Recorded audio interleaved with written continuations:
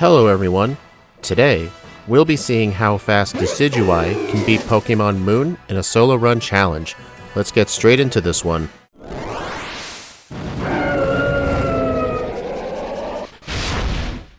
I was really dreading doing the voiceover for this because this is not my first run attempt, this is actually my second. Because funny story, I actually did the first part as two separate recordings because it was late one night, and I somehow accidentally deleted the first part, and I didn't want to make a video on just the second half, and the second half was like starting at the first Aether Foundation visit. So I ended up just figuring out that I just had to do another run. You want to know why I was dreading it? Well, you're going to want to keep watching this, but first, let's go over the stats. We have 78 HP, 107 attack, 75 defense, 100 special attack and special defense, and 70 speed. Funnily enough, we're actually the fastest of the three starters, which isn't really saying much because all the starters are slow as dirt. And just like the other starters, we are in the medium-slow level up group as well, so the leveling up won't be too bad, but without trainer boosted experience, it will still be pretty bad. And on our starting moveset, we start off with 4 moves. Tackle, Leafage, Growl, and Peck. And then afterwards, we can get Astonish at level 11, which is 30 base power in this game, which even with Stab, that's still pretty bad. And then we get Razor Leaf, Foresight, which is very bad. All Foresight does is it lets normal moves hit ghost types, specifically normal moves on ghost types. Pluck, Synthesis, Fury Attack, Sucker Punch, Leaf Blade, Feather Dance, Brave Bird, and Nasty Plot. Nasty Plot is such a good setup move, but the problem is this thing just gets far better physical coverage, and Nasty Plot is just going to be so late into the run.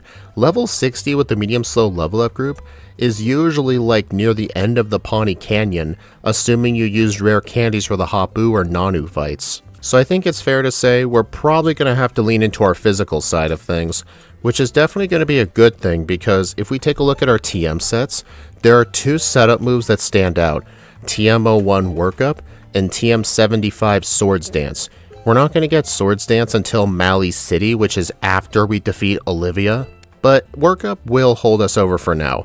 And then throughout the rest of the TMs, we also get Hidden Power, Sunny Day, Roost, Solar Beam, Smackdown, Shadow Ball, Facade, Rest, Low Sweep, Round, Echoed Voice, Steel Wing, Energy Ball, False Swipe, which will actually have a use, believe it or not, Acrobatics, Shadow Claw, Giga Impact, Swords Dance, Grass Knot, and U-Turn.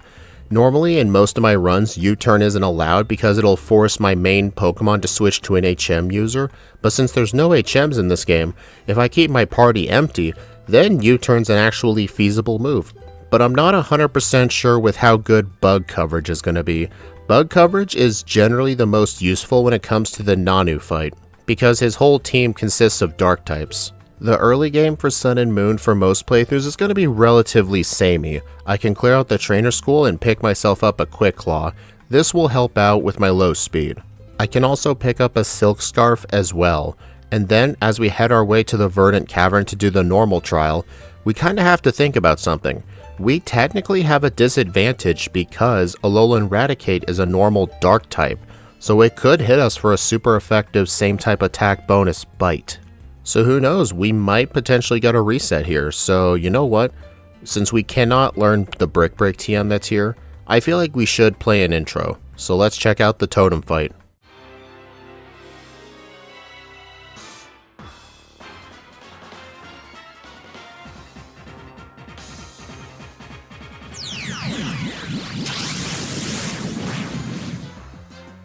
The Raticate is going to have a defense boost as well. I do have Razor Leaf, I go ahead and use it and it does about half damage. But now since there is a helper out, the base power is going to get split by 3/4. So instead of 55 power, it's going to be roughly like 30 something on each one. I can't really do math in my head right now. But that's fine though, that just means it's a simple 3-shot. But yeah, he wasn't really that hard. And as soon as we defeat the Raticate, we go ahead and get ourselves the Normalium Z. Also, I'm technically doing this voiceover second to last. I've already fully produced the Incineroar and Primarina videos by the time I'm doing this voiceover, and I have been having on and off discussions with what I should do with Z moves, and I know some of you people in the comments have left some good suggestions, So I've actually came to a decision. I'm actually not going to create a YouTube poll asking what I should do. Starting in the new year, I will allow Z crystals. The main reason I came to that decision is because held items in this game seem to be extremely important. There's almost never a time you don't want a held item unless you're using acrobatics. There's just so many things you have to swap between two. Whether it's a berry, whether it's a bunch of type boosting items, whether it's expert belt, just all sorts of things. Oh, quick claw as well. So you have to really think, is it worth sacking a held item slot for a one-time use powerful move? And I feel like that would just open up strategies even further. So yeah, starting the new year, I will allow it. I'm not allowing it for these first 7 runs just because I wasn't so sure on my stance. And besides, all the runs are already done. But on my way to the Melee Meadow, I can go ahead and pick myself up the Sharp Beak. This will boost the power of flying type moves by 20%. And we do have a good enough flying move, which is Peck, and our next flying type move won't be available until level 24, where we get access to Pluck. But we will get one earlier than that, because as soon as we unlock the ability to use Tauros, which is after we defeat Hala, we will get ourselves the TM for Acrobatics, which is 55 power, but if you don't hold an item, it's 110 power, which is very insane that early in the game. So you know what, I kinda want that item now. So let's go ahead and defeat Hala.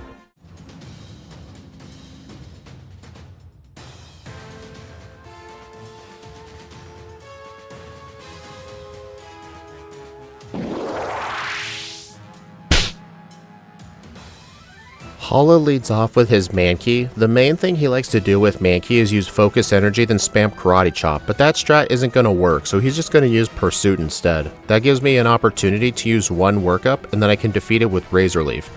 I am holding the Quick Claw for this fight just in case I need it, and honestly, it probably isn't needed, who knows, but by the time I get to the Makuhita, I'm actually in Overgrow range, which is going to make the Razor Leaf do 50% more damage. But it's not like it's going to matter. The Makuhita actually cannot hit a ghost type. So yeah, that was a very easy Hala fight. And I just noticed at this point that I had some of the other Kahuna heads accidentally showing, but it's at this moment I fix it. And now with the ability to ride Tauros, I can get a few items around the island before heading to Akala, which I do plan on doing, but I'm actually not going to get them just yet. I can actually head into this grass and attempt some early SOS training on Picky Peck. I did a lot of ranges near the end, especially for the final 6 or 7 fights. And no, this is not a meme, I will ban anyone that says that. But the reason I say that is because there's the final 5 trainers in the league, then there's How, then Gladion. That's a grand total of 7 trainers. I normally do Kingler calc ranges for all 7 of them because they are so brutally difficult at that point in the game. And I do plan to aim for as many attack EVs as possible, as well as build up on some defense. I was originally going to go for speed, but John Calibro suggested that I go for defense, and this ends up being a massive problem. I'll tell you all later when that happens. After training on some Picky Pecks for a little bit, I head to 10 Carat Hill and get myself the TM for Acrobatics. The reason I went ahead and got this before continuing the SOS training is because I just want a way of dealing more damage to the Picky Pecks, because sometimes one peck wasn't enough. And do you also remember when I said that False Swipe was going to have a niche use? Well, it does. When I find a wild Picky Peck, I can use False Swipe to not only leave it at 1 hit point remaining, which greatly increases the chance of it calling for help, but whenever I need to stall, I can just spam its 40 uses of False Swipe because it will never kill the opponent. So I can just keep up the training for a really long time. And since in SOS battles, you gain 2 EVs for every 1 EV point you're supposed to get, so essentially you gain double the EVs. It's like you're holding a macho brace, just without the downsides of lowering your speed. This will help me not only gain all the EVs I need really fast, but this is also a great source of training too, because as I mentioned for the millionth time at this point, there is no trainer boosted experience, and most of the trainers have like 1 to 2 Pokemon, so this ends up being the best source of training. I don't have the exact EV specifications that I was grinding for, but I do know for a fact I needed roughly like 100 to 150 defense EVs, and as much attack as possible, But as I mentioned earlier, you'll see why later that these EV spreads were a horrible idea. Then I can also get the Shell Bell and make our way to Akala Island. And on my way there, I'm going to quickly go over my hidden power and nature. I've already mentioned our ability is Overgrow because our hidden ability really isn't that useful for a run.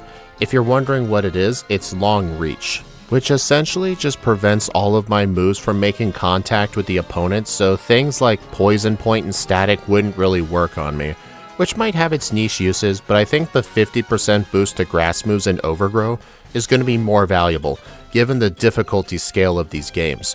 And our hidden power typing is actually going to be Hidden Power Ground. This is mainly our answer for the Fire Trial, and it could help with the Electric Trial too if needed. And our nature is actually the Impish nature, which is plus defense minus special attack. I was really trying to aim for as much defense as possible to make the Gladion fight a lot easier at the bottom of Mount Lanikia, mainly because of his Crobat. But as I keep mentioning, this was not the right call.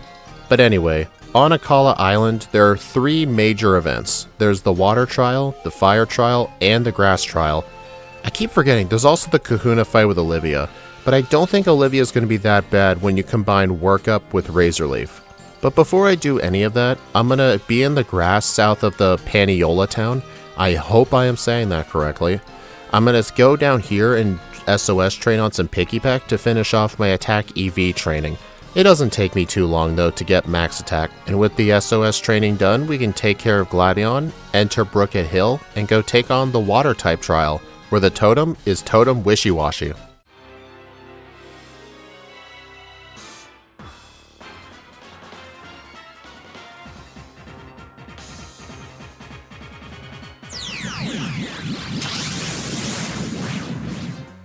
Just like with the Alolan Raticate, Totem Wishy-Washy will also get a defense boost. It's going to start off by using that boost. I'm going to go ahead and use one Razor Leaf instead of something like Workup.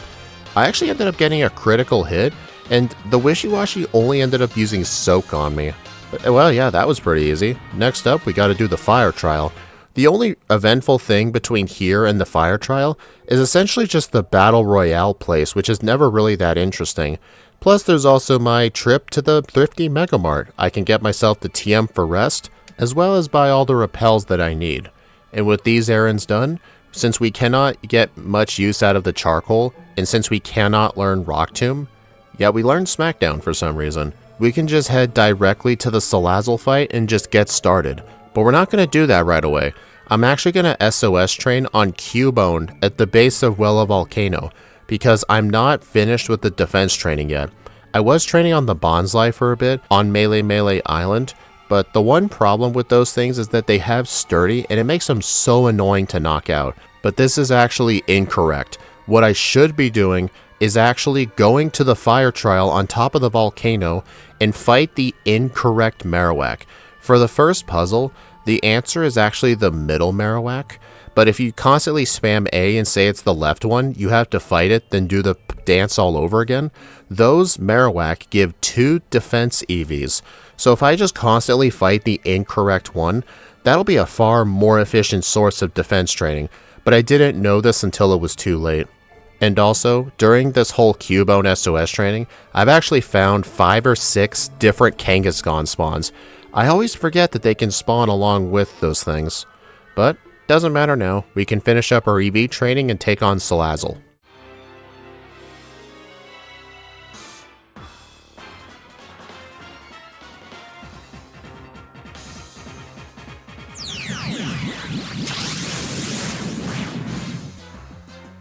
Totem Salazzle will have a special defense boost, but that's not relevant here. I go ahead and use one Workup and Flame Burst does like a quarter to me. Then I can go ahead and use Hidden Power Ground to one-shot the thing. That is impressive when you can one-shot something with a special defense boost. And that thing already has pretty good special defense. Not much to report on from here to the Grass Trial. It's essentially just one route, pass by a Pokemon Center, then enter the lush jungle. There's such a short distance between these two trials. So let's just go look at Lurantis.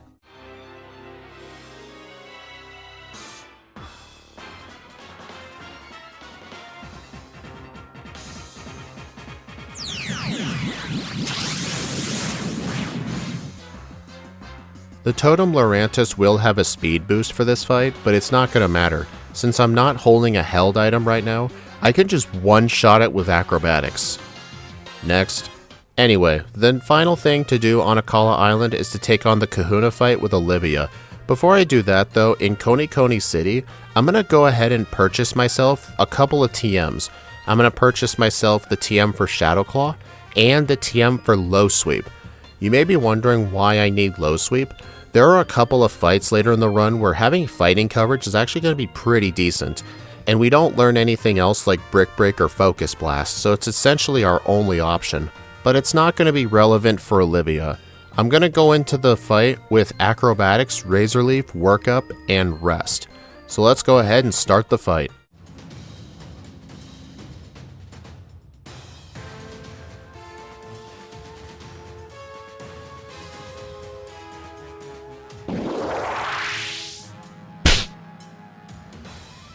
She leads off with Nose Pass. The thing is going to have Sturdy, and it's going to get off Thunder Wave no matter what.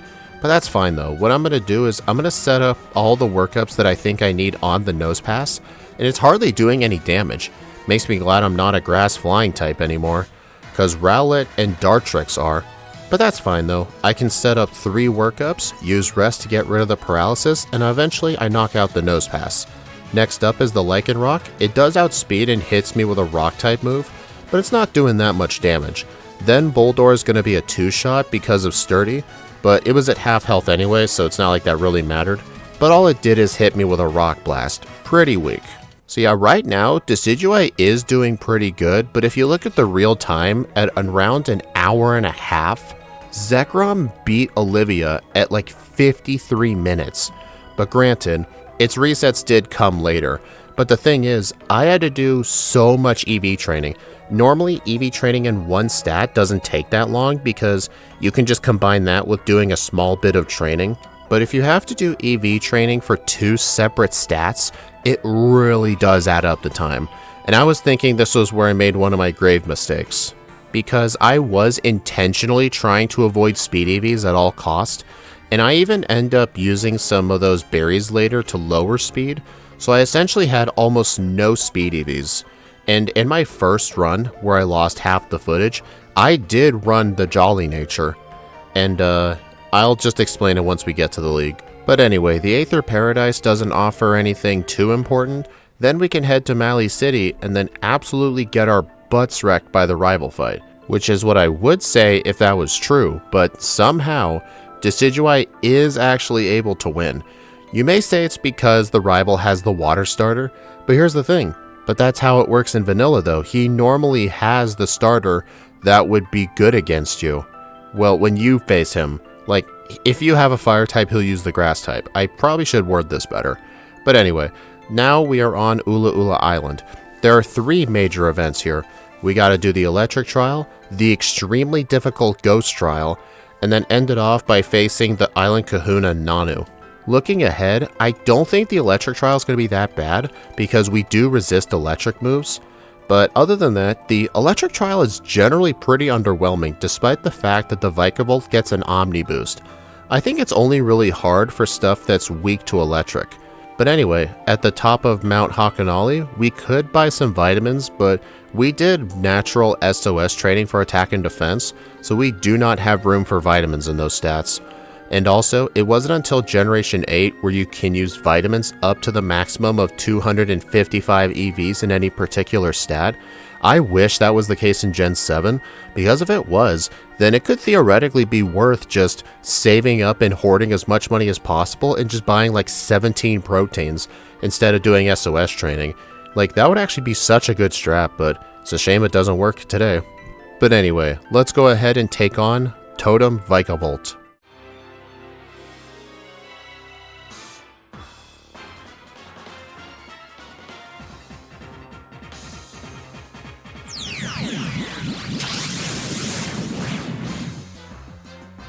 The totem fights on Ula Ula Island have an Omni boost. I now have Swords Dance on the moveset. I got the TM back in Mali City. I can go ahead and use one Swords Dance and then Shadow Claw on the Vikavolt, and because of its Omni boost stats, it does survive, but that's fine though. The Charjabug is very weak and pathetic and just deals almost no damage to me, and I end up getting a very easy fight out of it. But however, the smooth sailing ends up coming to an end. I end up getting a blackout on the Guzma fight in the Mali City Garden because I go into the fight paralyzed like an idiot. I do win on the second attempt though because I do remember to heal. And now, next up is the Ghost type trial. This trial is basically Decidueye's worst nightmare. The Mimikyu is going to have a disguise, so it's going to get in a hit for free, and we're weak to the Ghost type. So that's not great. This was another thing where I thought the defense EVs would help, that it would reduce the damage dealt to us by Totem Mimikyu, but the downsides of not having EVs and another particular stat, such as speed, ends up not being worth it, but I will point it all out once we get to the league. But for right now, why don't we go check out the Ghost type trial.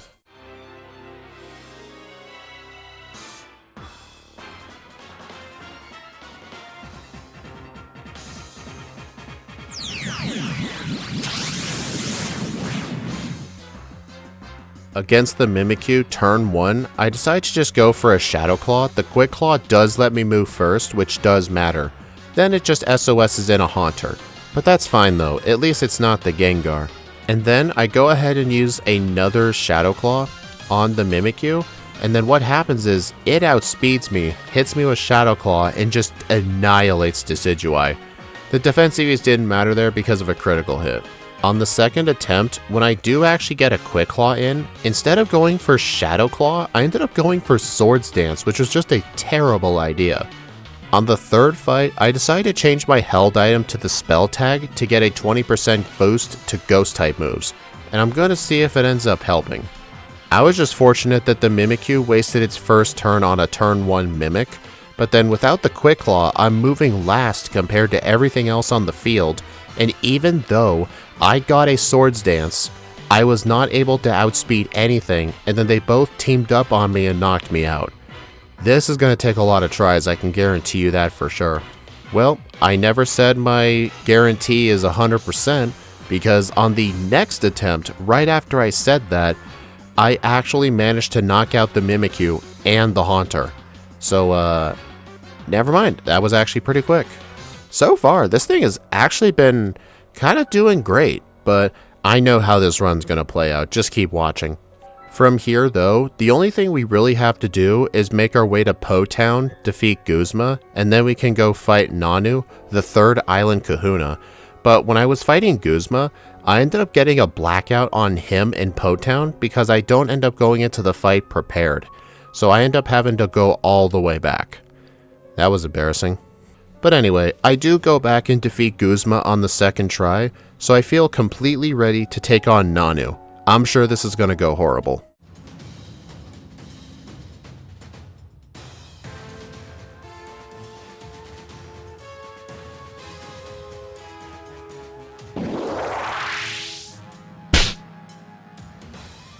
He leads off with Sableye. I'm level 43 for the fight. I'm going to go ahead and use one Swords Dance. Good thing I outspeed. Then I go for U-turn and it lives. Okay, that was a bad idea. Shadow Claw had more effective damage. Then the Krokorok has Intimidate, which brings my +2 attack down to +1. But I'm thinking that wouldn't matter. Then the next time I make it back to the Krokorok, it ends up outspeeding me anyway and dealing almost all of my health, which just allows the Persian to knock me out with Never-Ending Nightmare. This is essentially where everything goes wrong. Things end up getting so bad, it takes me until I get to 23 blackouts and 7 resets into the run overall, after using some of my rare candies to do the fight at level 47, to finally win the fight.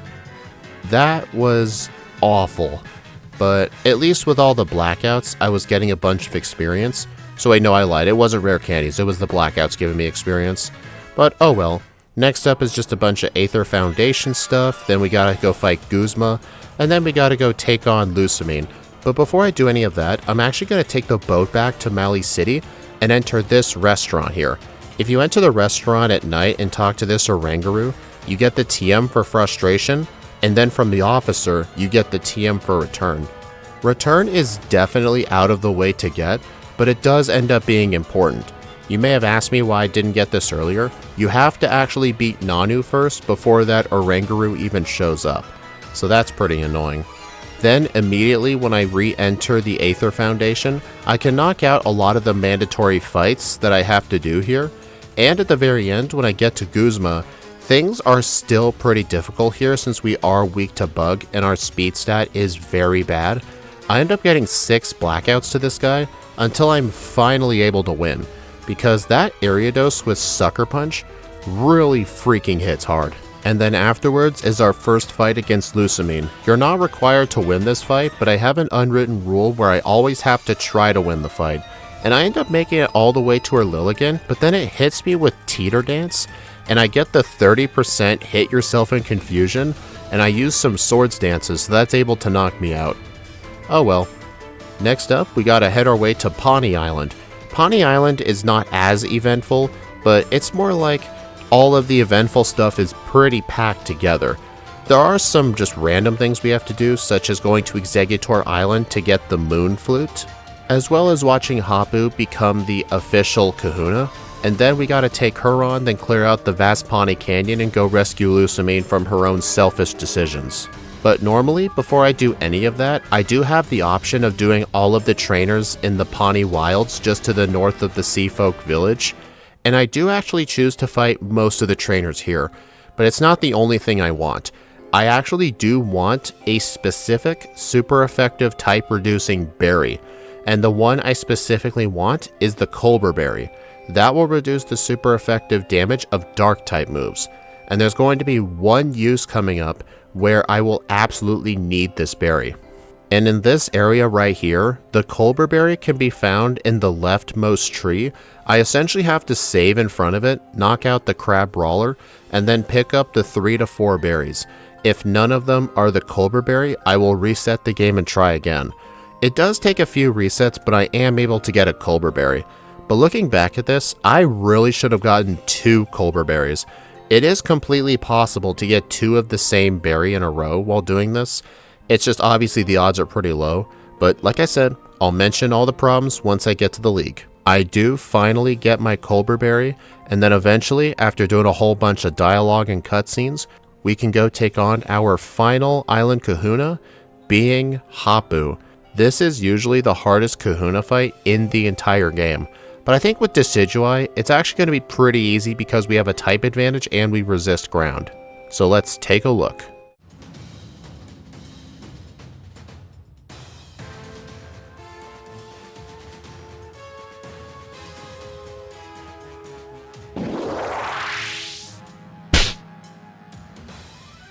She leads off with Dugtrio. I'm level 53 for the fight.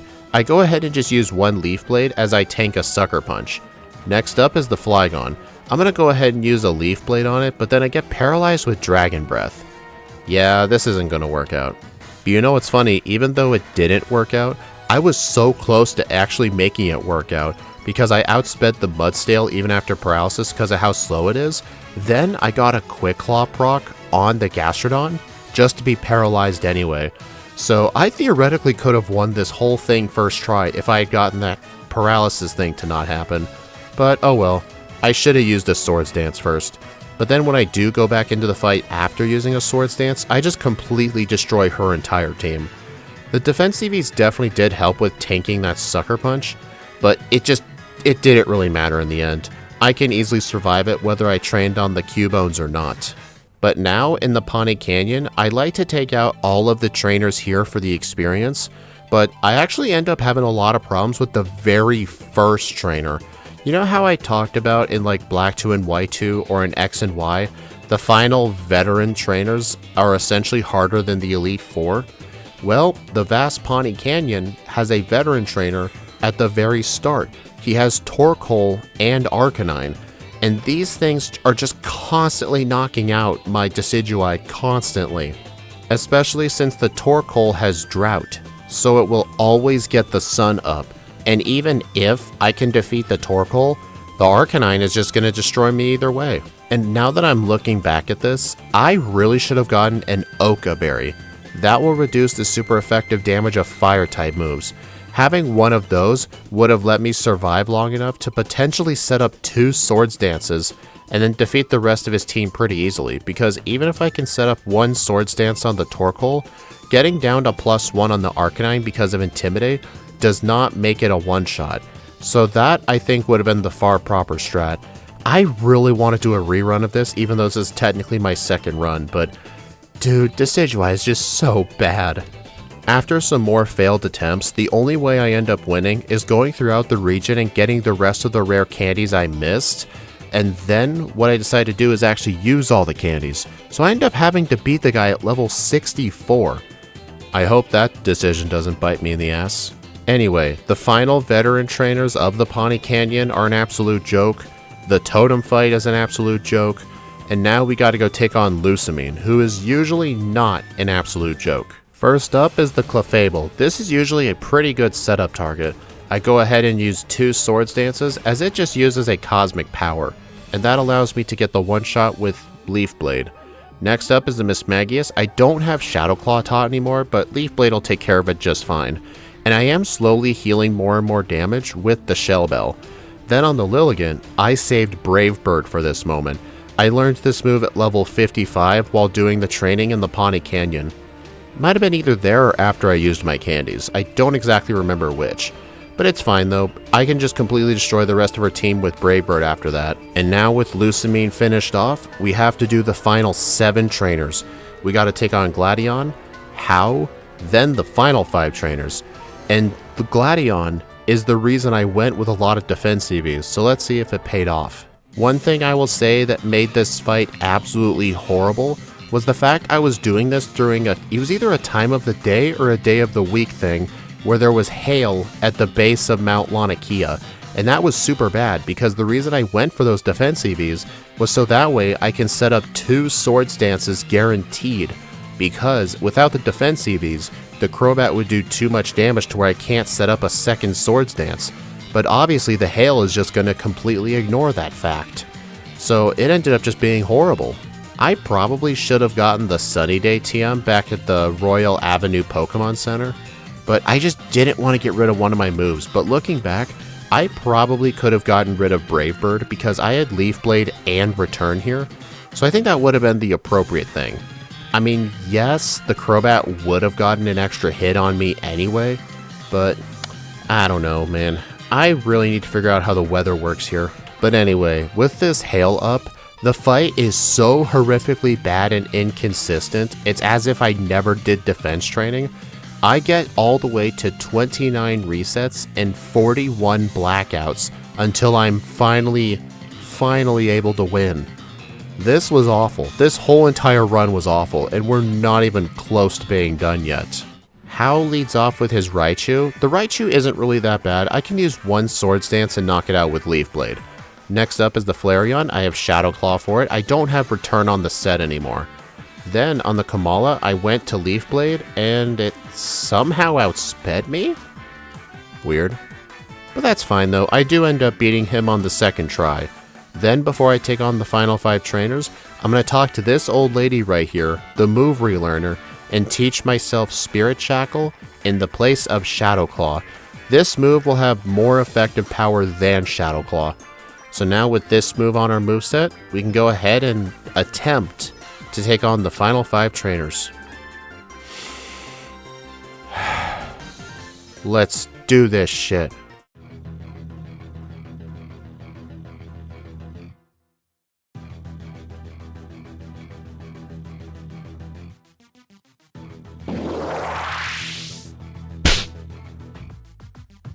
The first member of the Elite Four I take on is Acerola, the Ghost-type user. She leads off with Sableye. The fact that I have Spirit Shackle is going to make this team an absolute joke. I can one-shot the Sableye. I don't outspeed the Frostlass, but Quick Claw helps with that. Then on the Delmise, it is a one-shot with Spirit Shackle. I get to level 70. Then the Palossand survives at 1 HP because that thing's defense is super high. And funnily enough, it actually ended up using its Ghost-type Z move. I don't remember the name of it off the top of my head, but I ended up surviving at 7 hit points remaining. I don't know if it used a physical or a special version of that move, but either way, I survived at very low health and beat Acerola on the very first try. Next up is the rock type Elite Four member, Olivia.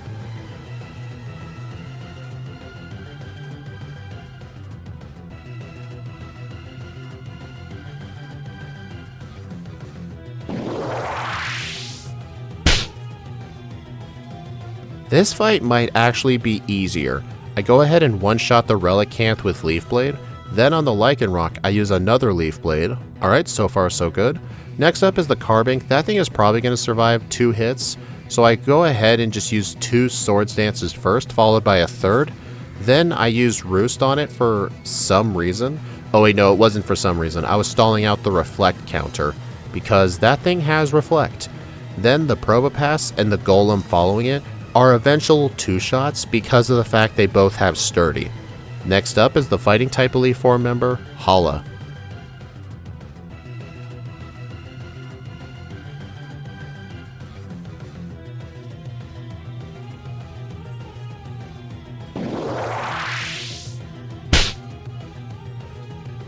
This was the reason I needed the Colbur Berry. He leads off with Hariyama, and since I am a Ghost type, he will go for knockoff turn 1. So I go ahead and use a Swords Dance. I get hit with knockoff, doing like 50 damage. It really didn't do much at all, but I know knockoff from there won't do much damage because knockoff does get a bonus to its power if you knock off a held item. But I don't think knockoff works properly when a Colbur Berry activates. But with the one Swords Dance, I'm able to take care of his first 3 Pokemon. Then on the Beware, I am actually very nervous about that thing, so what I actually did was intentionally stall in order to get Decidueye into Overgrow range, so that way at +6 with a Leaf Blade, I can hopefully bypass the defense boost from Fluffy and actually knock the thing out in 1 hit, which I do. That was actually a pretty great strat I came up with. Next up is the Flying type Elite Four member, Kahili.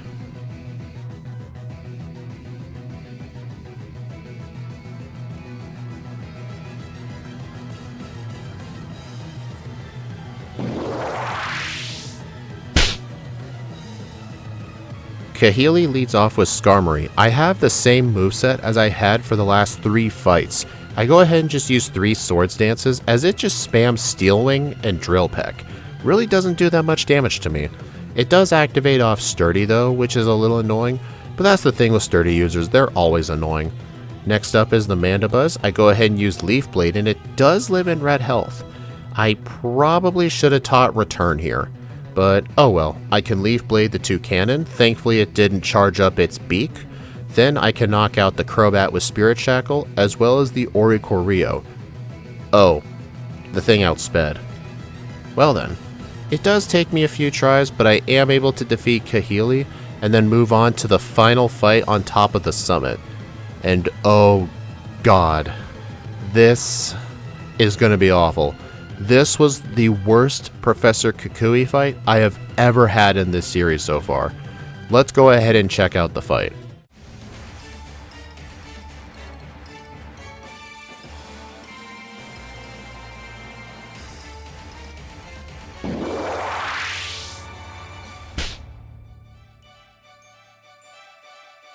He leads off with Lycanroc. My moveset is Return, Low Sweep, Swords Dance, and Roost. The effective plan for this fight is to set up some Swords Dances, use Low Sweep for everything that's weak to fighting, and Return for everything else.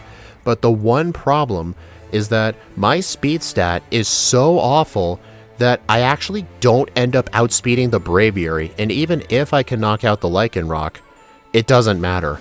And you want to know why it's a big deal that I don't outspeed the Braviary?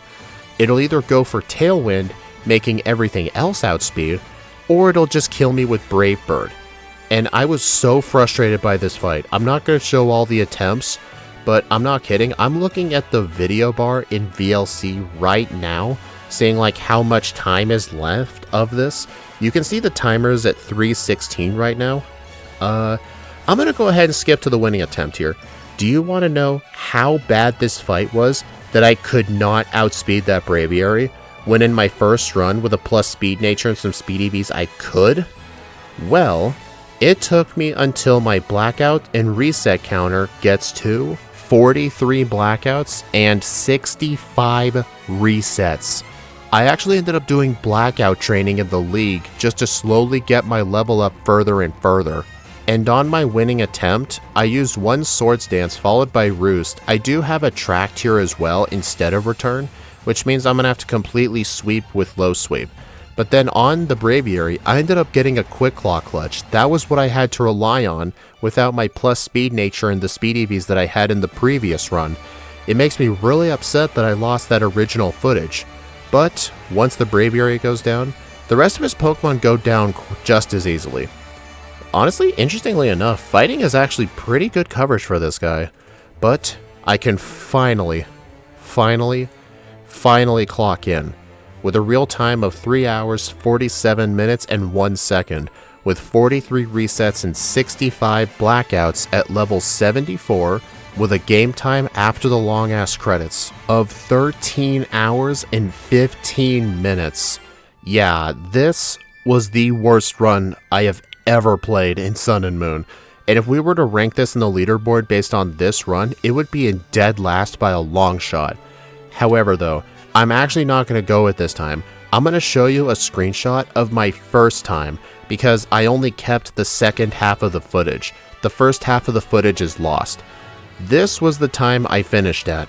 I had beaten Professor Kukui with a real time of 3 hours, 13 minutes, and 44 seconds, with 21 blackouts and 50 resets, and I had beaten the game at level 74 as well, with a game time of 11 hours and 52 minutes. So even though this run had a similar amount of resets, this first playthrough already beat the game when my second run just got to Professor Kukui, which really makes me mad. Like, even though I did multiple sources of EV training, I was on par with this run, which is honestly kind of insane. But for the sake of this video, on the leaderboard, I'm going to rank this by its first playthrough since that was better. I think at some point I will do a third playthrough with Decidueye, just to finally get a run that I'm proud of.